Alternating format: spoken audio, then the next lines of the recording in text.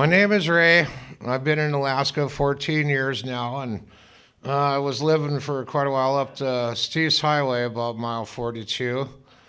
And, well, some of y'all that might live out of town a little bit, you know what it's like to do chores outside every day, all winter long. And, the things you might come across like critter tracks and wolverine, maybe a lynx every now and then, common moose tracks, and wolf track. Well, in winter of 12 and 13, seems like most of the time we were up doing trapping and everything, we always saw a lot of large wolf tracks that winter. And that particular winter was a long one. If you remember the spring of 2013, we had winter till June. And in May, it's kind of a gathering place at Fox at the Holland Dog. There a lot of those people you don't see all winter long, but when the Holland Dog opens up and friends gather, and it turned out Ukulele Russ was playing, my good friend, that time, and I'd been out cutting firewood for quite a while that day. I was kind of pooped and looking forward to a quiet evening at the cabin by the river. Well, when I got in, there was already a couple of messages. Ray, come on to town, we're having fun. And I thought, no, I'm not going to answer that. 2, 3 more people called, and come on, Ray, come to town, we're having fun. I'm like, no, it's not looking like good weather out. I think I'm going to stay home tonight. So finally, about 9:30, 10 o'clock, I got my second wind, and thought, well, okay, so when you live that far out of town, every time you go to town, you want to make it count. You need to get groceries or something. And I thought, well, I am kind of low on chainsaw gas, so now I got a reason to go to town. So one of the other things I did living that far out of town is I bought me a little Volkswagen Jetta. I've had a Chevy pickup or a Suburban my whole life. But gas prices, you know how that goes, you got to downsize. And that Volkswagen's got a really big trunk. You can get a lot of stuff in there. So in mid-May, it's getting dark, 10:30, 11 o'clock at night. And that particular night, it was kind of cloudy and foggy and half rain and half snow. And like I said, that's the time we had winter all the way to June, so we still had 6-foot snowbanks on each side of the highway.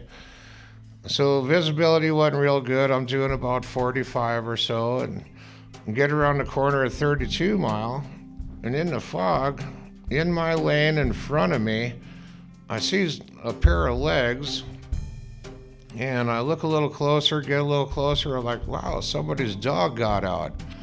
And there's 3 or 4 people living around 32 mile, and I happen to know one of them does have a big German Shepherd. I was thinking, oh man, their dog got out.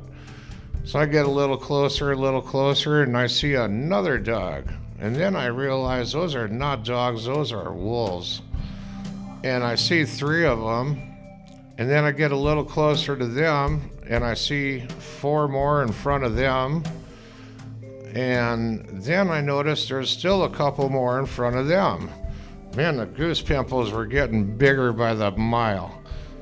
And I get a little closer, I beep the horn. Now, my Volkswagen is black. All these wolves were dark black, brown, mostly black, brown, a little bit of gray. And I get right up behind them and I tap the horn a little bit. It didn't even faze them. They didn't turn around and look at me. They didn't do anything. They just stayed right in my lane. And I want to add, by the way, they were all in the southbound lane. None of them were over there in the northbound lane. I guess they read their manual, I don't know, and they were doing between 28 and 30 miles an hour.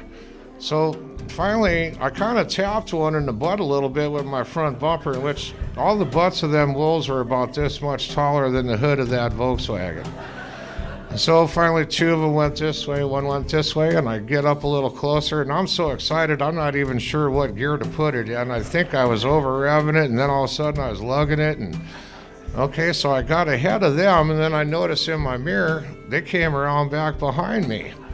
Wow, now I got 4 of them in front of me, and I'm kind of catching up to them, and the one big guy was turning around and showing me his fangs and like, what are you doing here? But I think maybe I was giving him light to run down the highway with. Now there's 4 ahead of me and 3 ahead of them. The guy on the right, he came over by my right-hand door, and he's looking at me through the window, and I'm looking at him through the window, and I thought, well, I got electric windows, so I started to roll it down a little bit. And that's when he started biting my rear view mirror. So I rolled it back up.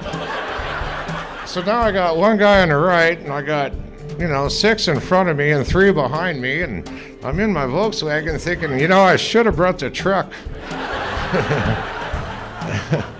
So we get going down the road a little ways. I'm not sure what to do. I didn't have a gun with me, and the one time I didn't have a camera with me either, because I really would have liked to have had pictures of this, It didn't happen to me before. So we get down the road a little bit, and I think they were getting tired of me being with them, and that's when I noticed there was one wolf way up front, about 1/8 of a mile way up front, or a little less than that, but I could see him even in the fog. So gradually, they all started peeling off, and jumping over the snowbank, and I'm still doing about 25 to 30 miles an hour. Well, okay, they're leaving, I guess, and I got up to the one that was way up front, and as soon as I got to him, he jumps over the bank, and there's a little bit of a clearing there. I seen him go out about 30 feet. I stopped the car, and I looked around, make sure none of the other ones were catching up. And I just stopped, I got out of the car, and I looked at him, and he was over there. He sat down in the snow, and he was looking at me, catching his breath. And then he did, and he stood up, and he kind of bowed, and then he ran off in the woods. And I'm looking around still, I don't see the other ones. I said, well, I guess I can go to town now. Gridlock in Chattanooga.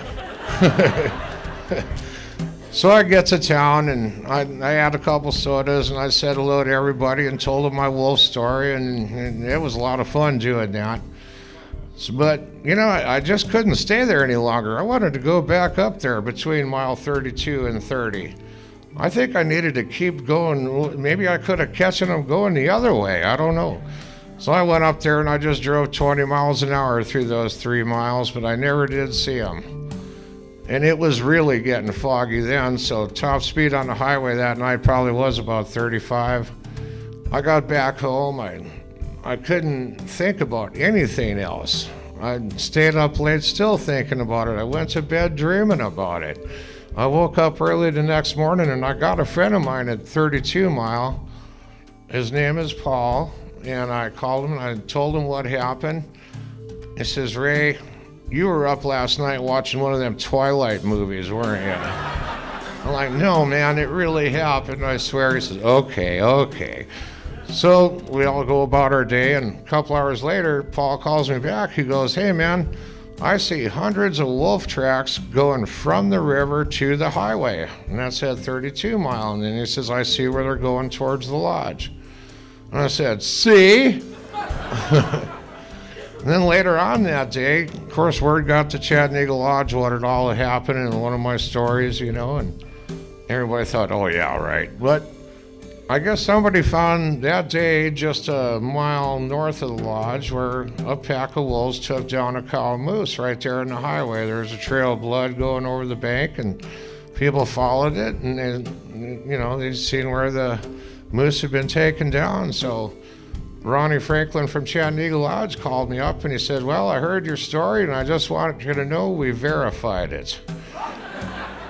So then I went to the lodge to tell the story to everybody, and I found out that this story is worth anywhere from 2 to 5 beers every time I tell it. So thank you, wolves. And I was a truck driver most of my life. I got almost 2 million miles on me, but that 1.5 miles there was one I'll never forget. There's nothing like that at Disney World, and only in Alaska. Thank you.